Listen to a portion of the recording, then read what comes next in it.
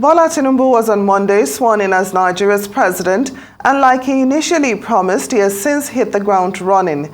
He took the oath of office from Chief Justice Olukayode Ariwola in a colorful ceremony attended by local and foreign dignitaries in Abuja, the nation's capital. The presidents of Ghana and Rwanda were among a number of leaders from across the continent who were present. Tinubu succeeded Muhammadu Buhari, who was ineligible to run again after 2 four-year terms that began in 2015. In his first speech as president, Tinubu promised to run an inclusive government and ensure proper representation of women and young people. For a robust conversation on Tinubu's inauguration, policy direction, and what lies ahead for Nigeria under the new administration, I'm now being joined by the former Director of Organization of the APC, Professor Usiju Medaner. Good to have you on Arise News, Prof. Thank you so much for joining us on the program. Thank you for having me. Well, let's start with yesterday's inauguration. Can you tell me what were your highlights, of the new president's inaugural speech? Thank you for having me once again. And I think if you look at the speech made by the president, it has gotten a lot of applause. Specifically, some areas he mentioned on inclusive government, issue of being a democratic president, and the issue of collaboration. And I think those things are very germane to any government. And if you look at it quickly, when people misunderstood the issue of fuel subsidy removal, you have seen the presidency came out quickly to clarify some issues, because there were a lot of panics in the country where people were rushing to get fuel. So this is a good start, because the handlers, the spokespersons, did what they're supposed to do, and they have clarified that issue. And I think this government will be a responsive government. Once there is such issue, when you come on board and clarify the issue, it will make the citizens to believe in the government. Well, but isn't it a bit worrying, Professor, that already he's having to clarify his statement on the very first day when he's been sworn into office? And you said things have returned to normal, but the field queues are still out there. So isn't this a bit worrying? Is that is that a sign of what we should expect? Probably a lot of gaffes, and then they'll be clearing up afterwards. I discussed with one journalist, I think, on that issue. I read the speech. There wasn't any a conspicuous statement that fuel removal has been removed. It will be removed. I think the reportage was very, very poor by the media, some media outfit that covered the event. And we've been having this problem in this country. But Professor, I'm sure we have the tape and we could play it. We heard it clearly when he said fuel subsidy is gone. I have the speech, and those were his exact words. He said fuel subsidy is gone. I think when you understand English language, that this is my intention, that fuel subsidy will be removed. When you say it's gone, there are stages and processes for everything that was said to be removed. Actually, I have seen the NNPC came out and said something. And sometimes if you do that, you seek clarification from those spokespersons. I think that is what was done, and it has been cleared now. So it's now a matter of the reporters or the media outfit to continue to enlighten people, to sensitize people, to tell them, no, there are processes that will be followed for the fuel subsidy to be removed. If you could remember, the government of Muhammadu Buhari started the process by even having a cushionable to cushion the effects of the removal of the fuel subsidy. And this government has to look at it, to look at, do we go this way or the other way? It has to be done that way. And, there is going to be involvement of the parliament. And I am happy in his entire speech, because the independence of the parliament, he has not mentioned anything about the parliament and the judiciary. That is a good thing. It shows that, really, we are going to have independence of the parliament and the judiciary. It's a good start. So what should we expect, about this administration's relationship with the media? Because it seems we've been disagreeing for quite some time right from the campaign. Is it going to be one that is, cordial, or is it going to be hostile? What are your thoughts? What do you predict? And I think it depends on who and how the engagement is done. If you misunderstand a person, the person actually has right to reply you, even if you are from the media. And the relationship you have seen now, the clarification, is meant for people to seek clarification, further clarification on issues, and that is the engagement. And to investigate before reporting sometimes. And you can say, the details could be later. This is what we have now. So if you have the details later, you can do a follow-up story on that very story that you report. So I don't think there is going to be a problem with the media. The media has been doing what they are supposed to do, and the administration will do what they are supposed to do too.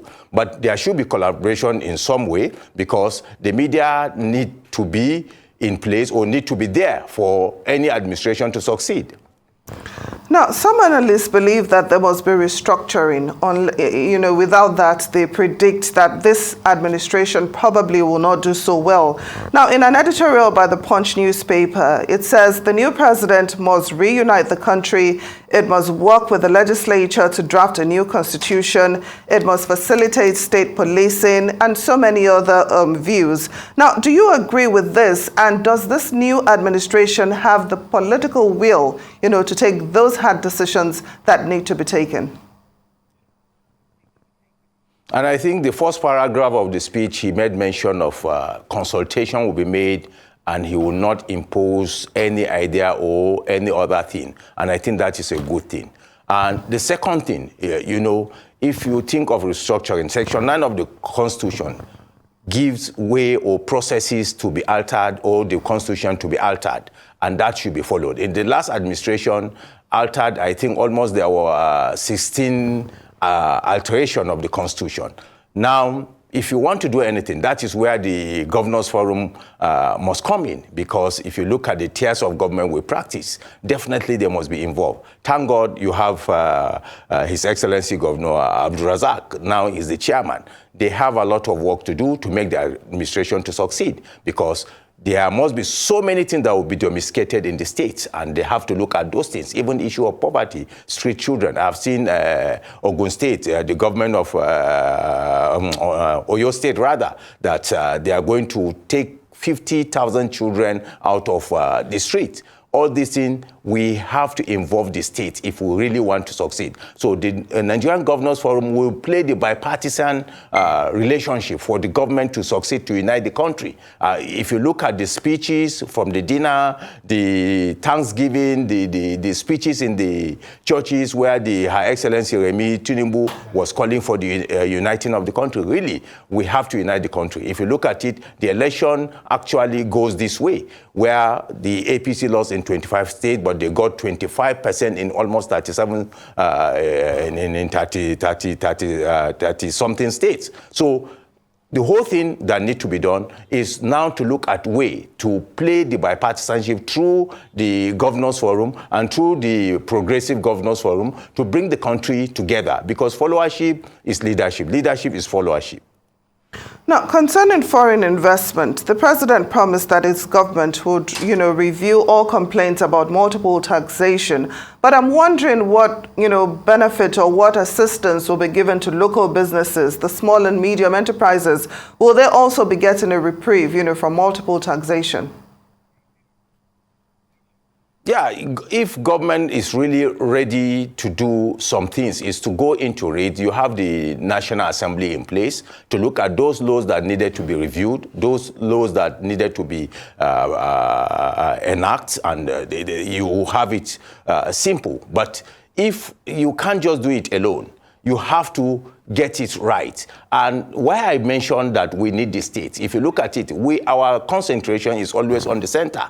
We look at the federal government. We need to go back to the states to carry them along. And the state must give some kind of devolutions of powers to the local governments. If you give the local governments some kind of autonomy or give them the autonomy, they'll be able to tackle issue of crime. Because in the local government, the DPO, the traditional rulers, the clergies, they know who is who and who is what in the community. Once they are given that freedom, they'll be able to tackle a lot of things. So everyone must be on deck for us to succeed. Each and every one of us. This is a new dawn. So if it is a new dawn, we have to now work assiduously to make sure that all the policies work.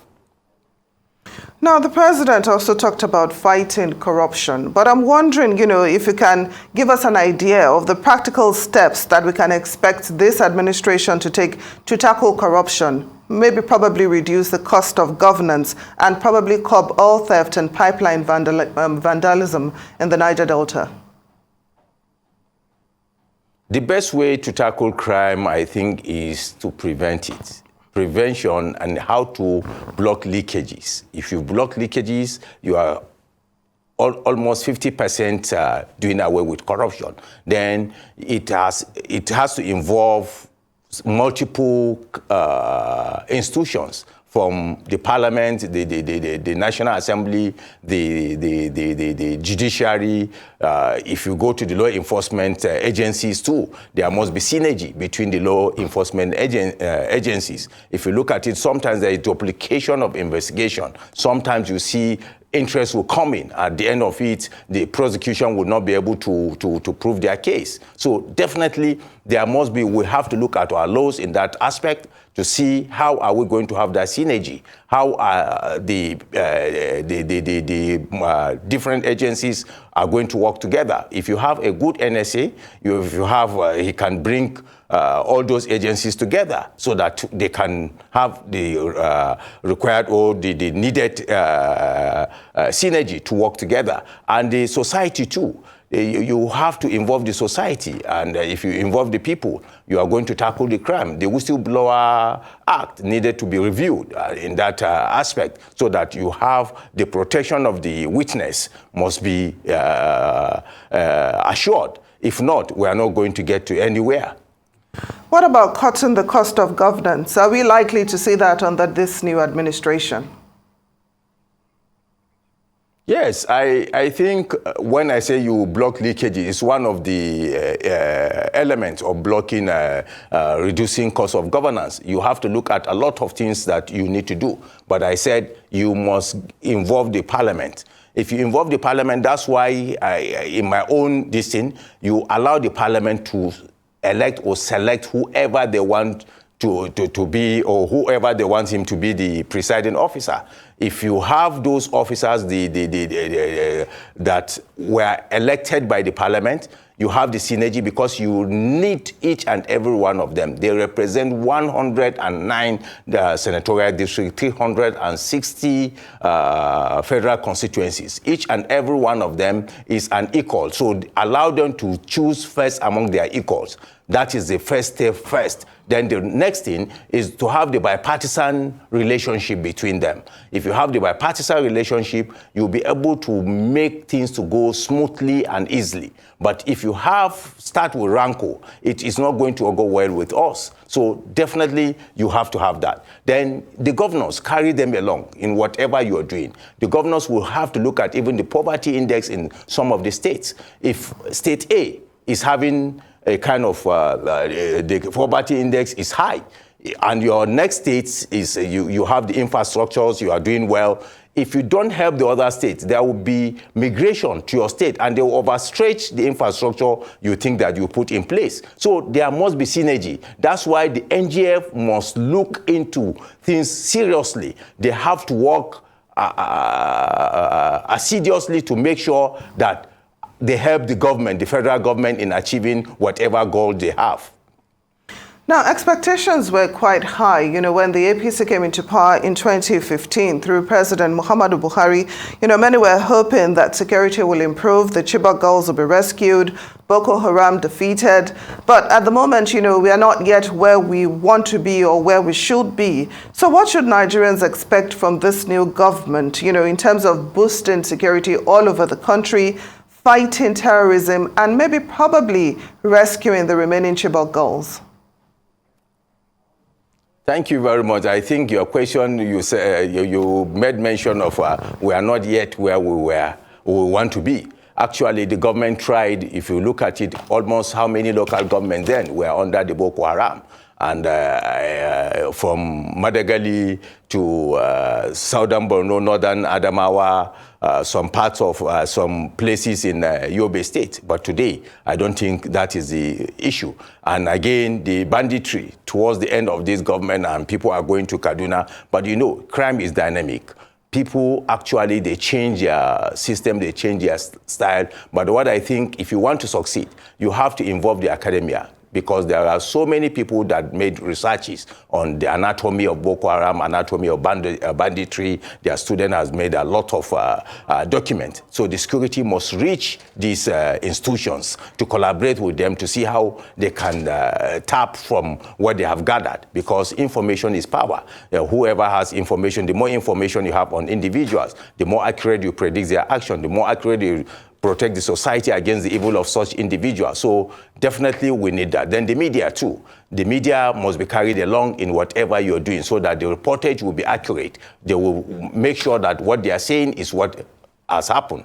You don't just blank them. So that is one of the elements that you need to do. So the government will look at how far we have gone in that and look at some loopholes, look at some issues that needed to be changed, and the government will do the right thing. If you look at the manifesto of the Renewed Hope, it has addressed a lot of issues. So it's a matter of having a peer review mechanism at a point in time to look at, how far have we gone? What have we achieved? Where did we make some errors? And to do a follow-up on whatever implementation you have. So you succeed if you have those things and you mark those dots.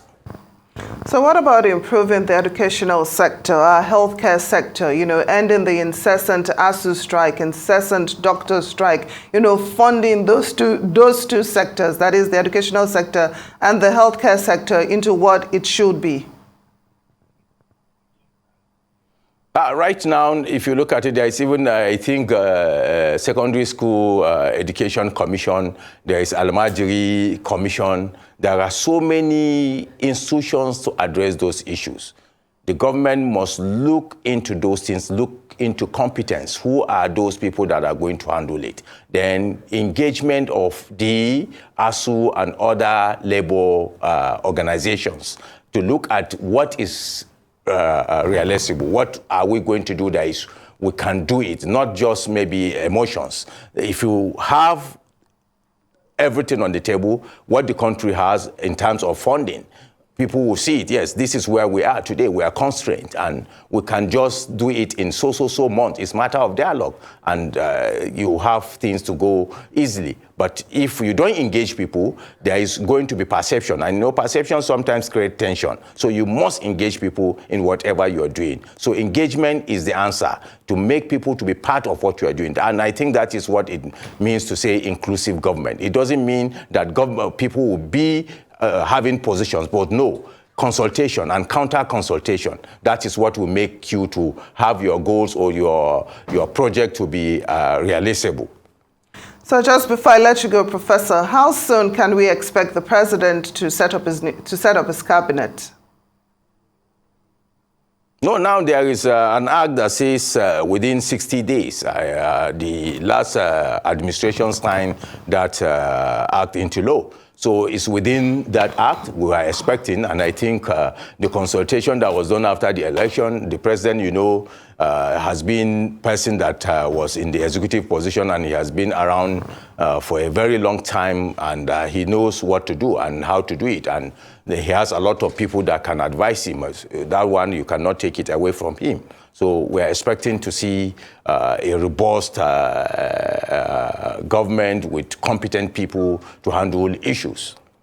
And when you say inclusive government, is it likely to also include members of the opposition, the cabinet? That I cannot say, because I'm not the spokesman of the government, and it depends on the kind of engagement with some of positions, or most likely to some that are not even part of the government, but actually people worked for this government to come in. And I think there are a lot of competent people within the APC that can handle a lot of things, because this is an election, and this is my own thinking. When you contribute, why you give votes is because you think that you need some things to effect some changes within your own realm. So it depends on what the government think and how the inclusiveness or the engagement of other opposition parties is going to be. Professor Subsidy Medaner, former Director of Organization of the APC, thank you so much for joining us on Newsday.